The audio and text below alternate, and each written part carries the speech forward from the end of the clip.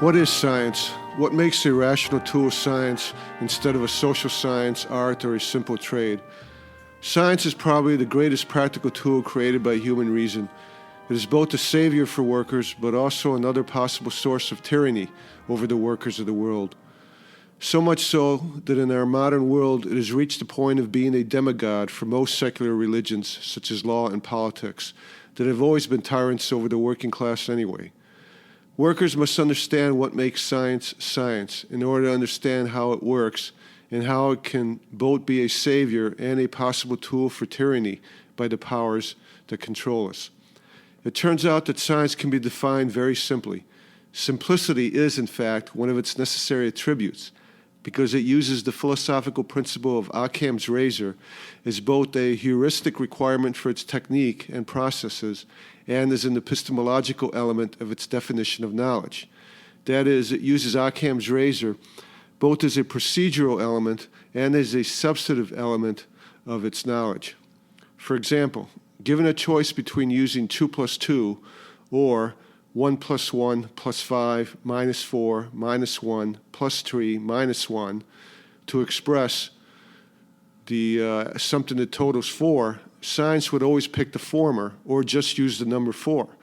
This would not be true of rational tools such as law, politics, psychology, for example, that would usually try to use the more complicated wording or formulas. You may remember from prior podcasts that William of Ockham was a medieval philosopher who developed a concept called Occam's razor, defined as follows.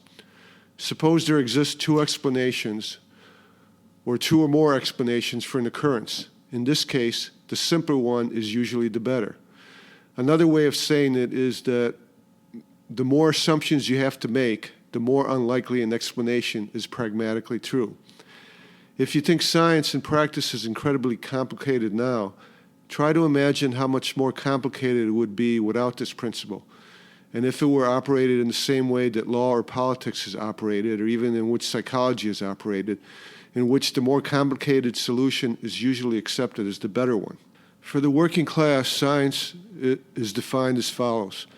Science is a conceptual tool for predicting future experience based on past experience that uses the scientific method.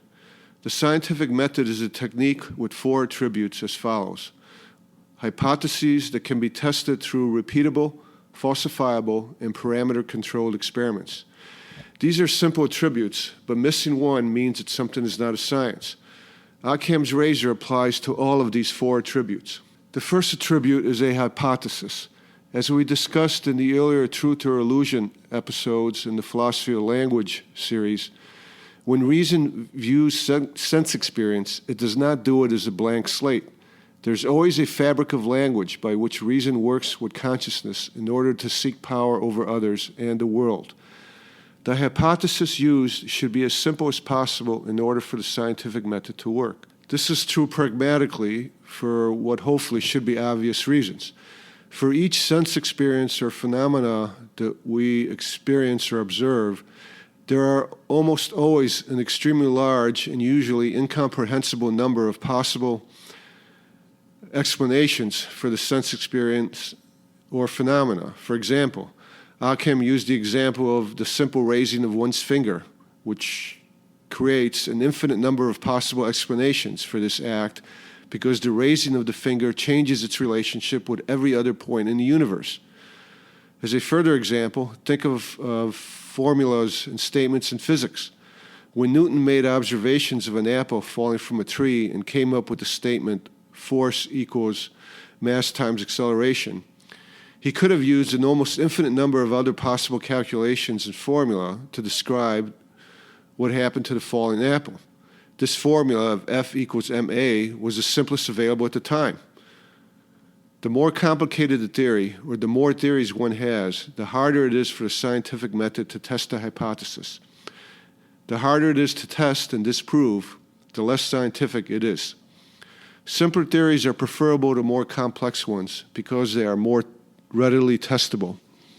Again, for example, in modern physics, according to the modern general relativity physics of the last 100 years, the concept used by Newton and Galileo of an inertia reference frame that is necessary for either a heliocentric or geocentric model of the solar system does not exist.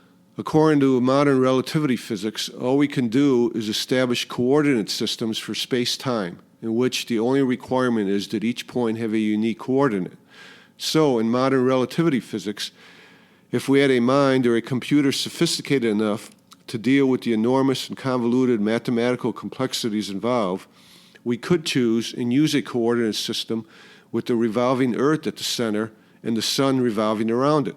Because real science accepts and practices Occam's razor as a technique for its conceptual choices, real modern relativity physics chooses the Sun as the center of its coordinate system, thus greatly simplifying the math and achieving a much more pragmatic model and more useful concept of knowledge.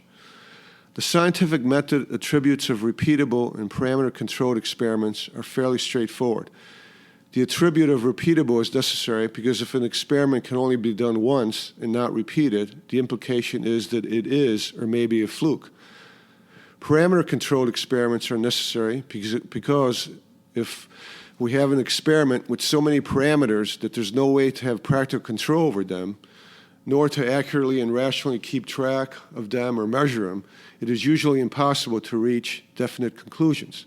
So, for example, assuming a solar system model of the Earth revolving around the Sun is much simpler in terms of parameters than an Earth-centered model in which the Sun revolves around the Earth, though theoretically the latter is possible in abstract form.